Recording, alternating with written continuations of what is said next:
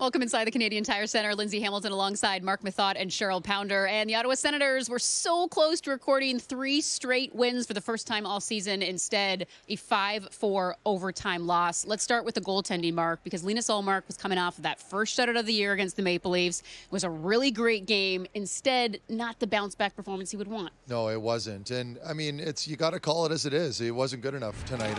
And it started in the first period. Travis Sanheim gets a shot in. That was a weak one. Probably should have been saved. And then in the second period, Travis Konechny gets lost in coverage. It's a breakaway. We'll give him that one. And then you go into the third period, and it's, again, more of the same. A lot of opportunities. Ottawa looks like they're in pretty good control, but just allowing them free ice, getting into the offensive zone. It's not ideal. Poor management. To me, again, another easy one for Ullmark to get. Easy for me to say that from behind a desk.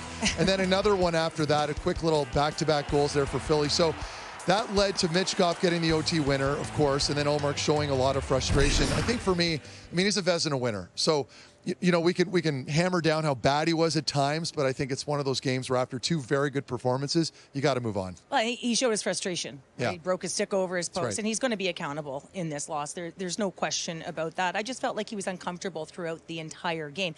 Now, you got to remember, he didn't face a lot of rubber, in particular through those first 2 periods, but the rubber he did face, he did look very uncomfortable, whether it was rebounds that were popping right back out front. He just didn't seem to settle in for me, and I think that was something that really showed. And if you look at even 3 goals on 11 shots in the third, 4 on 13, I was kind of surprised that he didn't get pulled. Yeah. But again, it was the third period and it was a close game. So a third period collapse in many ways. And Marc, we're noticing a disturbing trend with the Ottawa Senators. They're giving up goals in bunches. When you take a look at these numbers, what does this indicate to you?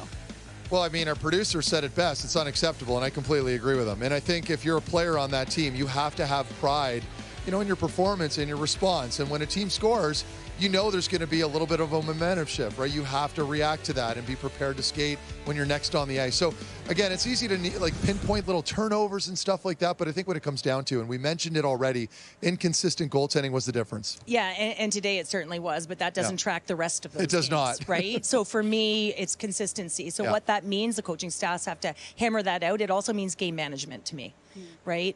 Blue line turnovers, odd man rush, different things that you start to look at, and you start to look at why are we giving up these late opportunities, not in a situation today where you thought the saves could have been had. But also, I think about momentum. I think that, when the momentum shifts, how and who steps up to take it back. And so that's what I would be looking at, that next shift after a goal that is scored against. So what do we have to do? Is it physical? Now, do we have to enforce ourselves on our opponent? Who goes out?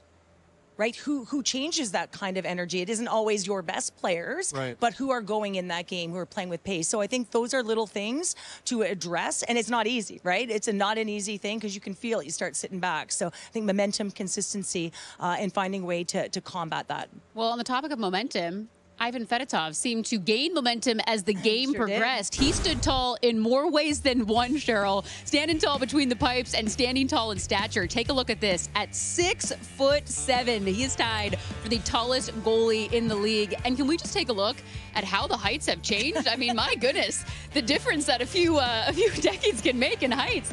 What stood out to you the most about the 6'7" Fedotov? What that stands out to me there is that's like Marc Methot standing next to me. But no, we're sitting on the panel. No one knows. We're standing. But Fedotov, early in the game, he was giving up opportunity. But late in the game is when he made his 10-bell saves, when his team needed him the most. And they gained momentum from the timely saves, right? They all of a sudden got on their horse, got on their toes, and started to make a difference in the game. You could start to feel after a big save from Fedotov that all of a sudden the momentum shifted, but now all of a sudden you felt that the Flyers had possession. We were talking up here, watching, saying, whoa, you can feel a wave coming, and it was always coming after one of those timely saves. No, and you're spot on there, and I don't like that we did Panger dirty like that.